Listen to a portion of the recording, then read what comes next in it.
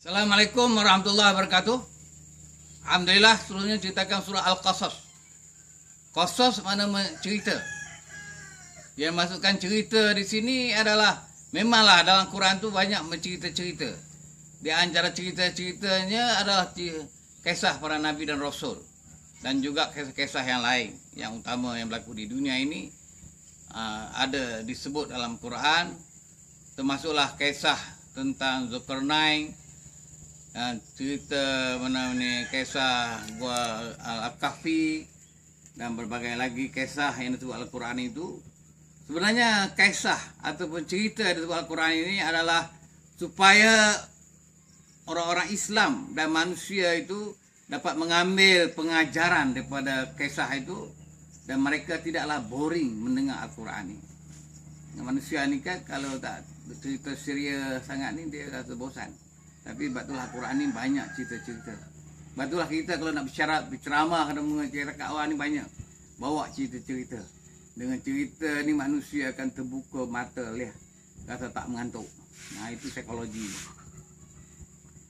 Jadi kisah yang dicerita dalam Quran ni dia antara macam tadilah juga tentang kisah Nabi Nuh alaihissalam, Nabi Ibrahim, Nabi tentang Nabi Ismail, Nabi Ishak, Nabi Zulkifli, Nabi Zulkifli. Itu di antara kisah Nabi Musa alaihissalam juga dicerita dalam kisah ini. Yang cerita yang agaknya ringkas cerita ini tentang kisah Nabi Zulkifli. Karena kita lagi ni Nabi lain banyak cerita selalu. Kisah Nabi Zulkifli ini anak Nabi Ayub. Nabi Ayub dia mempunyai 16 orang anak. Dalam 16 orang anak itu Zulkifli adalah seorang anak yang dikatakan yang baik, beramal, rajin beramal, amal yang soleh. Tak lain tu maknanya buat tak tahu. Itu yang Nabi Ayub susah hati anak ramai ni. Tapi tak menjadi belaka. Yang jadi seorang je. Ini masalah pendidikan. Nabi Ayub, Nabi Zulkifli ini terkenal seorang Nabi yang rajin berpuasa. Dia puasa. Puasa sunat. Puasa sunat kalau mengikut kisah Nabi Daud, mana selang sehari. Nabi Daud, Nabi Ayub pun rajin berpuasa. Itu dia tak amalan dia, memang amal-amal ibadat yang lain. Jadi di Syam pada masa itu ada seorang raja. Raja tu dah tua. Kemudian raja tu tak ada anak. Raja tu Islam, baik. Tapi dia tak ada anak. Dia kata siapa nak ganti dia ni? Dia fikir. Dia akan pilih di kalangan rakyat dia yang orang yang baik untuk mengganti dia, kan soleh. Di kalangan orang ramai itu memilih. Akhirnya terpilihlah Nabi Zulkifli sebagai menjadi raja di Syria, di Syam. Syam dulu sebut masuk Syria lah sekarang ni. Main bergaduh di Syria tu masuklah Syam. Jadi Nabi Zulkifli dipilih. Saya pergi tengok ni kubur Nabi Zulkifli ni ada di Syria. Jadi sejarahnya dia dipilih jadi raja, mengganti raja yang ada waktu itu dah tua, kerana dia adalah seorang yang soleh. Soleh kebaikan Nabi Zulkifli terkenal seorang yang rajin berpuasa. Ini menunjukkan bahawa amalan yang baik dulu ni pula dilantik menjadi raja. Itulah asal raja ni.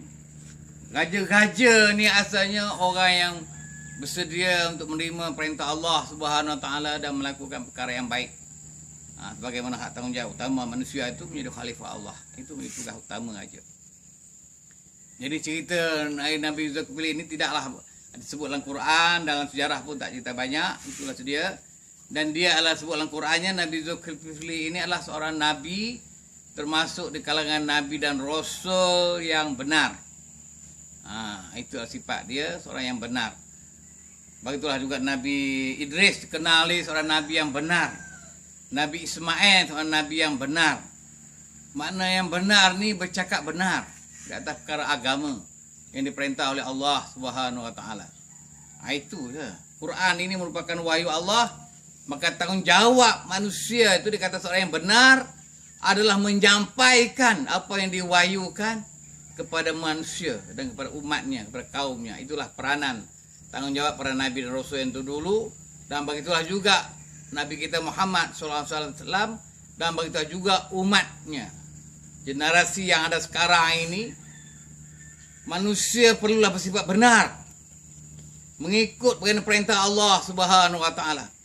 Kalau kita kata nak laksana hukum syariat Allah yang sebenar, hukum syariat Allah yang sebenar itu adalah hukum yang terdapat daripada Al-Quran dan hadis. Tidak ada hukum yang lain yang lebih benar. Itulah hukum yang benar. Selain Quran dan hadis adalah dikatakan pendapat di kalangan ulama. Sebab itu hadis Nabi mengatakan al-ulama warathul anbiya. Kerana ulama yang dapat faham Quran, dapat faham hadis, dan daripada ulama inilah lahirlah ahli mazhab. Yang kita berpegang ahli mazhab ni, 4 mazhab, makna Maliki, Hambali, Syafi'i. Ini ahli mazhab ini adalah orang yang terdiri pada orang yang faham tentang agama, yang dapat mengeluarkan hukum melalui ijtihad, melalui agama. Itulah hukum syariat yang sebenar. Ada dah terdapat dalam kitab Mazahibul Arba'ah. Kita orang Malaysia ni lebih kepada berpegang kepada ahli mazhab mengikut Imam Syafi'i. Ini adalah pegangan bagi orang Islam apabila nak melaksanakan hukum syariat Allah, mestilah berpandu kepada hukum syariat yang berdasar Quran dan hadis. Hukum syariat Quran dan hadis itu kalau nak diklasifikasikan, bagaimana saya katakan tadi, ada masalah hukum ibadat khusus, hal sembahyang, hal puasa, zakat, haji, dan juga mengenai perkara ibadat umum, termasuk hal politik, ekonomi, sosial, pendidikan, hukum jinayah dan jihad. Inilah kerja-kerja Islam. Jihad, kerja jihad ni termasuklah jihad dalam hal plan raya, mengundi. Mengundi itu untuk menentukan manakah parti politik yang betul-betul untuk menegakkan hukum syariat Allah. Merupakan hak tanggungjawab yang wajib. Wabillahi taufiq wal hidayah. Assalamualaikum warahmatullahi wabarakatuh.